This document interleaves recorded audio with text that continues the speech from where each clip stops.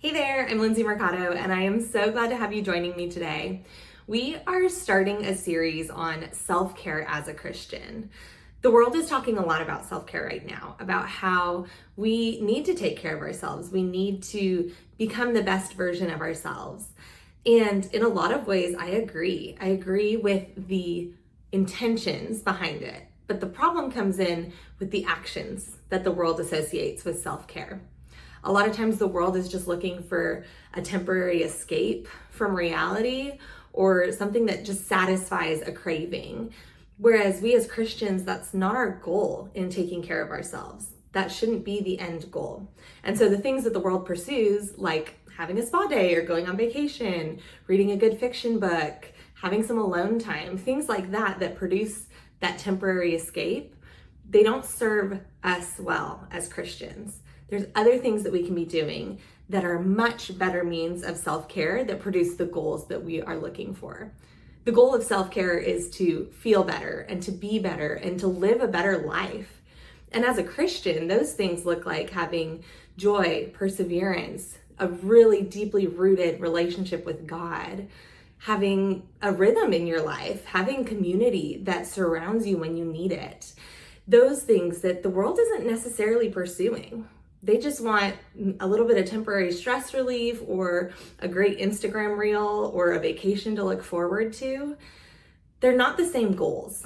And so we as Christians have to pursue self-care differently than the world does. So in this, we're going to be going through a series talking about different things that we can do to have those end results, different practices in self-care. And so the first one we're going to talk about is Sabbath. Taking a day of rest.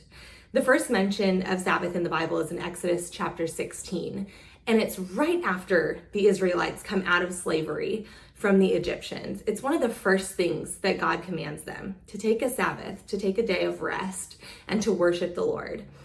And I love this because they've just spent the last 400 plus years in slavery. They didn't know rest. They didn't know how to rest. They didn't have the opportunity to rest. This generation, it was completely foreign to them. And so I love that God steps in right there. And one of the first things he tells them is to take a break, to rest, to worship him. I love that. I think that's so sweet that God is taking care of their needs in that moment. And while Jesus came and fulfilled the law and we're no longer expected to satisfy those commands that the Israelites were, this is an invitation for us as well. An invitation to rest, to take a break, to worship God, to realign with our lives every 7 days. And so this is something that was new to me. Honestly, I didn't ever practice Sabbath. I didn't think it was practical. In this day and age, we need all 7 days to get things done. 6 is not enough, right? And so to take a day of rest just didn't seem like something I could do. So I started practicing the Sabbath at the end of last year, having that weekly day to just quit working, not do anything that felt like a work or a burden, but just to take time to spend with God, to read my Bible, to go to church, to be with my family, and really be intentional about having a day to rest. One of the things that made me want to do this is reading Hebrews chapter 4, verses 9 and 10. It says, "There remains then a Sabbath, rest for the people of God. For anyone who enters God's rest also rests from their works, just as God did from his." We are created in the image of God. And when God was creating the world, he rested on the seventh day. He took a break. And so in the same way that God rested, we're invited to rest. We're invited to take that seventh day and to take a break from our works. I think what I love is that this is an act of reliance on God. We have to learn how to rely on God on that seventh day. Just like the Israelites, while they're in the desert, they had to rely on God to provide enough manna on the sixth day to have enough food for the seventh. We have to learn to let God make 6 days sufficient for our work. When we are committing to that seventh day to rest, We are trusting God that 6 days is enough. I was listening to the Bible Recap podcast last year, and one of the things that just got my attention was this question. It says, will God keep his promise to provide for me if I stop to rest as he has commanded me? Will God keep his promise to provide for me if I stop to rest as he has commanded me? That is so hard to do. It's so hard to believe God for his promises as we follow his commands, right? Especially in this area of rest where we could get a little more work done on a Sunday or a Saturday afternoon. We could get a little ahead for the week. We could plan out what the week is going to look like, doing some work to prepare well. But God says that he's going to provide for us. So can we trust him that as we rest, as we pause, as we take this break, that he's still going to be sufficient, that he's still going to provide enough in the 6th to make it through the 7th? And in the world, it's not practical. It's not something that the world is doing, because we think that we need that 7th day to catch up on errands, to go grocery shopping, to meal prep for the week, to plan out what the week's going to look like and get ahead of our work schedule for the next upcoming week. But this is also an act of resistance. Something that I've seen in myself by practicing the Sabbath is that I actually have to resist the work on the 7th day. When I'm taking my Sabbath, I get an urge to work. I actually want to do the work. I want to start planning. I want to start preparing. I feel like I have all these ideas of things that I could be doing, but I resist that temptation to work.